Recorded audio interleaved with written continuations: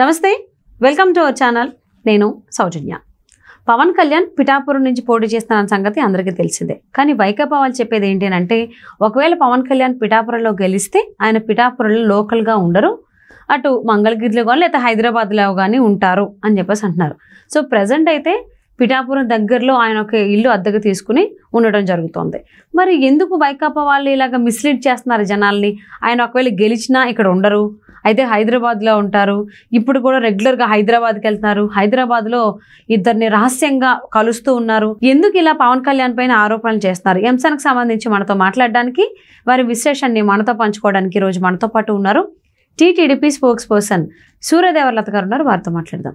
నమస్తే అండి. నమస్తే. పవన్ కళ్యాణ్ కనుక పిఠాపురంలో గెలిస్తే, ప్రజలు కనుక గెలిపిస్తే ఆయన ఇక్కడ ఉండడు, ఆయన లోకల్గా ఉండకుండా అటు మంగళగిరిలోనో లేకపోతే హైదరాబాద్లోనో ఉంటారు అని చెప్పి వైసీపీ నాయకులు అంటూ ఉన్నారు.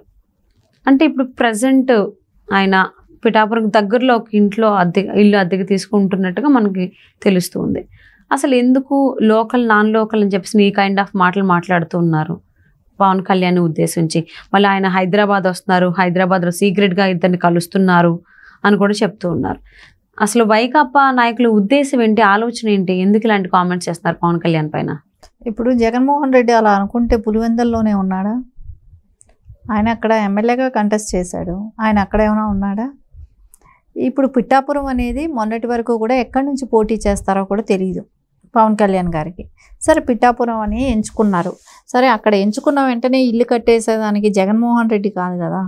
జగన్మోహన్ రెడ్డి కంటే ఊరూరికి ప్యాలెస్లు ఉంటాయి, అందరికీ అలాంటి అవకాశం లేదు కాబట్టి ఖచ్చితంగా అలాగైతే వెంటనే ఇల్లులు కట్టుకుని అంత ఆయనలాగా చేసే అంత స్తోమతలు అందరికీ ఉండవు కాబట్టి, ఎందుకంటే ముందు పార్టీని స్థిరపరచుకోవాలి, ఆయనకంటే అక్రమ సంపాదన వస్తుంది కాబట్టి ఆయన ఊరూరికి జిల్లాకి ప్యాలెస్లు కట్టుకోగలుగుతాడు. ఇక్కడ పిఠాపురంలోనే ఆయన అంటే మెయిన్ రోడ్ మీదకి ఉంటుంది, పిఠాపురం నియోజకవర్గంలోనే ఆయన ఇల్లు ఉండటం కూడా జరుగుతుంది. సరే అద్దెకి ఇల్లు తీసుకున్నారు. సరే ఇప్పుడు ప్రస్తుతానికైతే అద్దెకి ఇల్లు ఉండాలి కాబట్టి అద్దెకి ఇల్లు తీసుకున్నారు. గెలిచిన తర్వాత ఇల్లు కట్టుకుంటారు. సో దానికి కొంచెం టైం పడుతుంది. ఇల్లు అనే దానికి ఒక 6 నెలల మినిమం టైం తీసుకుంటుంది కాబట్టి కొంచెం టైం పడుతుంది కాబట్టి తర్వాత కట్టుకునే అవకాశాలు ఉన్నాయి. సరే ఇంకా మంగళగిరికి వస్తారు అని అంటే మంగళగిరిలో పార్టీ ఆఫీస్ ఉంది. సో అలాంటప్పుడు పార్టీ గురించి ఏదైనా పని ఉన్నా చేసుకోవాలన్నా కంపల్సరీ మంగళగిరి రావాల్సిన అవసరం అయితే ఉంటుంది కదా. సో ఇప్పుడు ఇప్పుడు నాదెళ్ల మనోహర్ గారు ఉంటే కొంచెం ఒక సపోర్ట్ అనేది ఉండేది. ఆయన ఇప్పుడు కంటెస్ట్ చేస్తున్నారు కాబట్టి, సో ఆయన నియోజకవర్గాల్లో ఆయన కంటెస్ట్ చేస్తున్నాడు కాబట్టి ఆయన బిజీగా ఉండటమే కానివ్వండి, సో ప్రతి పని కూడా పవన్ కళ్యాణ్ గారే చూసుకోవాల్సి రావడంతో కానీ ఆయన మంగళగిరికి రావటం జరుగుతుంది. సరే ప్రచారం అయితే డోర్ టు డోర్ ఆయన చేస్తూనే ఉన్నారుగా పిఠాపురంలో. సో ఆయన మీద నమ్మకం ఉంటేనేగా వేస్తారు ఓట్లు. సో నువ్వు చెప్తే ఏమీ వేయరు కదా. ఆయన ఇంట్రెస్ట్ ఉండి ఆయన ప్రజలు అభిమానిస్తున్నారు కాబట్టి సో వాళ్ళు ఖచ్చితంగా అక్కడ ఆయన గెలిపించుకుంటారు అనేది అయితే స్పష్టంగా కనపడుతుంది. ఇప్పుడు ఈయన మొన్న వెళ్ళాడు కదా, కాకినాడకి వెళ్ళినప్పుడు తెలిసింది. సో అక్కడ ప్రజలు ఎంత పవన్ కళ్యాణ్కి ఎంత సపోర్ట్ చేస్తున్నారు. సో ఆయన వెళ్ళిన సభలోనే పవన్ కళ్యాణ్ గారికి మద్దతుగా స్లోగన్స్ ఇవ్వటమే కానివ్వండి అవన్నీ చూశాడుగా. అంటే నువ్వు ఇంకా కాకినాడలోనే నీకు ఆ స్పందన ఉంటే నువ్వు ఇంకా పిఠాపురం వెళ్ళలేదు కదా. వెళ్ళినప్పుడు నీకు అక్కడ తెలుస్తుంది ప్రజలతో ఆయనకున్న అనుబంధమే కానివ్వండి. అక్కడ ఆయన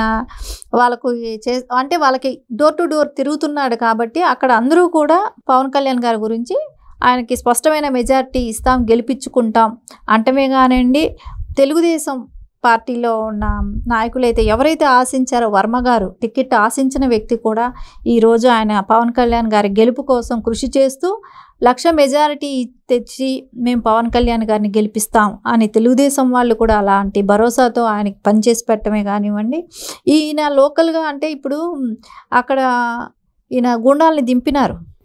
ఎవరు? జగన్మోహన్ రెడ్డి అక్కడ గుండాలని దింపటమే కానివ్వండి, మనీ డంప్ చేసి పెట్టడమే కానివ్వండి, ఫేక్ ఈవీఎంలు పంపటమే కానివ్వండి, అక్కడికి తాయిలాలు అంటే గిఫ్ట్స్ ఏవైతే ప్రజల్ని ప్రలోభ పెట్టడానికి చేసిన గిఫ్ట్సే కానివ్వండి అవన్నీ తీసి పంపించటమే కానివ్వండి, ఎలాగైనా సరే పవన్ కళ్యాణ్ గారిని ఓడించాలి, ఇదొకటి ధ్యేయంలాగా పనిచేస్తున్నారు అక్కడ.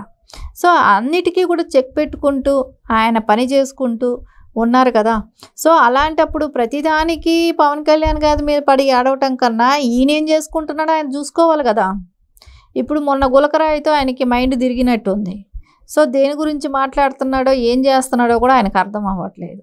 ఖచ్చితంగా అయితే గులకరాయి దెబ్బ ఎఫెక్ట్ ఒకవేళ అది నటించి ఆయనకి ఆ ఫీలింగ్ వచ్చేసి ఉంటుంది. ఆయనకి అది చేసి కూడా ఏదో ఆయనకి అర్థమైనట్టుంది. గులకరాయి దెబ్బతోనే నాకు కూడా నిజంగానే దెబ్బ తగిలిన ఫీలింగ్ వచ్చేసింది ఆయనకి. ఆ ఫీలింగ్తో ఆయన మైండ్ కొంచెం డిస్టర్బ్ అయినట్టుంది. అది ఎఫెక్ట్ ప్రజల మీద చూపెట్టాలని ఆయన ఆలోచన విధానానికి ఖచ్చితంగా అదే ఫాలో అయిపోతున్నాడు. నాకు దెబ్బ తగిలిన మూలాన నా మైండ్ డిస్టర్బ్ అయిందనే ఫీలింగ్లో వెళ్ళిపోయాడు కాబట్టి ఖచ్చితంగా ఆయన అదే పని చేస్తున్నాడు అనేది మనకి ఇక్కడ తెలుస్తుంది. లేకుంటే పవన్ కళ్యాణ్ గారి గురించి ఎందుకండి, ఆయనకి ఏం పని ఉంటుంది? పవన్ కళ్యాణ్ హైదరాబాద్లో సీక్రెట్గా వస్తున్నారు. హైదరాబాద్లో ఇద్దరిని చాలా సీక్రెట్గా కలుస్తున్నారని చెప్పేసి నిఘా వర్గాలు జగన్మోహన్ రెడ్డికి చెప్పాయని కూడా వార్తలు వస్తున్నాయి. అంటే పవన్ కళ్యాణ్ గారు ఒక ఆర్టిస్టు, ఆయన ఇల్లు ఇక్కడ ఉంది, ఆయనకి వ్యవసాయ భూమి ఇక్కడ ఉంది. సో ఆయనకి పని అంటే ఫ్యామిలీ అక్కడ ఉంది. సో ఇక్కడికి వచ్చిన అవసరాలు ఏమైనా ఉంటాయేమో, తప్పకుండా వచ్చి ఆయనే చూసుకోవాలి. సరే ఎప్పుడో ఒకసారి వచ్చి ఉండొచ్చు. సో దాని గురించి నీకు అక్కడ ఎవరో స్క్రిప్ట్ ఇస్తున్నారు, నీకు అక్కడ ఇప్పుడు ఏదో జరుగుతుంది, ఈ మాటలు కాదు కదా మాట్లాడటం. నీవు స్క్రిప్ట్ లేకుండా నువ్వు చదువుతున్నావా? నువ్వు ప్రతి అక్షరం పొల్లు పోకుండా అక్షరం చూసి చదువుతావు కదా. సో నీకు కూడా స్క్రిప్ట్ ఇస్తున్నారు కదా, ఇంకొకళ్ళని అంటాం ఎందుకు? వాళ్ళు స్క్రిప్ట్ చూసి ఏం చదవట్లేదు కదా, వాళ్ళు చూసి ఏమీ చదవట్లా, వాళ్ళంతటా వాళ్ళు మాట్లాడుతున్నారు. సో వాళ్ళని కూడా ఎందుకు అట్లా అనటం? అంటే మీరు చేసే పని, మీరైతే ఏదైతే ఫాలో అవుతారో అది అవతల వాళ్ళ మీద నెట్టడం. అంటే పచ్చకామరిలోడికి లోకమంతా పచ్చగా ఉందన్నట. ఖచ్చితంగా. ఎందుకంటే మనం ఇలా చేస్తున్నాం, మనం స్క్రిప్ట్ చూసి చదువుకుంటున్నాం, అవతల వాళ్ళని కూడా ఆ మాట అంటే పోద్దిగా, ఒక అవకాశం తీసుకోవటం. ఇదే ఖచ్చితంగా ఆయనకి అర్థమైంది. ఒకటే అనిపిస్తుంది, మనం ఎలా ఉన్నామో అవతల వాళ్ళని కూడా అలాగే చేయాలి, ఆ నింద వాళ్ళ మీద వేయాలి. సో అనే ఆలోచనతోనే ఆయన ఇలా మాట్లాడితే ప్రజలు నమ్ముతారు, మనకున్న అలవాట్లే కదా మనం ఇంకొకళ్ళ మీద కూడా నెట్టుతున్నాం అనే ఉద్దేశంతోనే ఆయన పనిచేస్తారు. అంటే పిఠాపురంలో పవన్ కళ్యాణ్కి మద్దతు పెరుగుతోంది, ప్రజాదరణ కూడా పెరుగుతోంది. అంటే పిఠాపురంలోని కాకుండా ఓవరాల్గా పెరుగుతుంది కాబట్టి దాన్ని ఎలాగైనా కానీ పోగొట్టాలంటే లోకల్ అనేటువంటి అంశాన్ని తీసుకొచ్చి కొంచెం దూరం చేయడానికి ప్రజలకి అని చెప్పేసి ఇది ఒక ప్రయత్నం అనుకోవచ్చా? ఆయన కూడా ఉండరు అని చెప్పడం. లోకల్ నాన్ లోకల్ అంటానికి వాళ్ళ కళాకారులు, ఎందుకంటే అందరికీ వాళ్ళ మీద ఒక అభిమానం అనేది ఉంటుంది కళాకారుల మీద. సో ఖచ్చితంగా వాళ్ళకి అభిమానంతోనూ అవ్వదు, కానీ వాళ్ళ ప్రజల్లో చొచ్చుకుపోయే విధానం కూడా ఉంటుంది. ఆ రెండు కలిసి వచ్చినప్పుడు ఖచ్చితంగా వాళ్ళకి విజయం అనేది వస్తుంది. ఎందుకంటే ప్రజల్లో కూడా మమేకం అవ్వాల్సిన అవసరం ఉంది కాబట్టి ఆయన గత 15 సంవత్సరాలుగా కూడా రాజకీయంగాను అప్పుడు జనాల్లో టచ్లో ఉండటం కూడా ఒక ఇది అవగాహన ఉంది కాబట్టి ఆయనకి ప్రజల మీద. సో కళాకారుడిగా అదొక ప్లస్ ఉంటుంది. ఆయన అభిమానులు చాలామంది ఉంటారు. సో తెలుగుదేశం అభిమానులు క్యాడరు ఉంది. సో ఇవన్నీ కలిపి కూడా పవన్ కళ్యాణ్ గారు మంచి మెజారిటీతో గెలిచే అవకాశం ఖచ్చితంగా ఉంది. మేబీ ఓటమి భయంతోనో మరేమో తెలియదు కానీ వైకాపా నాయకులంతా కూడా పవన్ కళ్యాణ్ ఉద్దేశించి లోకల్ నాన్ లోకల్ అనడం, అలాగే హైదరాబాద్లో సీక్రెట్గా కలుస్తున్నారని చాలా మాట్లాడుతున్నారు. చూద్దాం మరి రాబోయేటువంటి రోజుల్లో, ఇంకా 20 రోజులే ఉంది కాబట్టి ఎన్నికలు. మరి ఈ 20 రోజుల్లో వైకాపా నాయకులు ఇంకెంత బురద చల్లుతారు పవన్ కళ్యాణ్ పైన చూద్దామండి. థ్యాంక్ యూ సో మచ్ లత గారు. Thank you.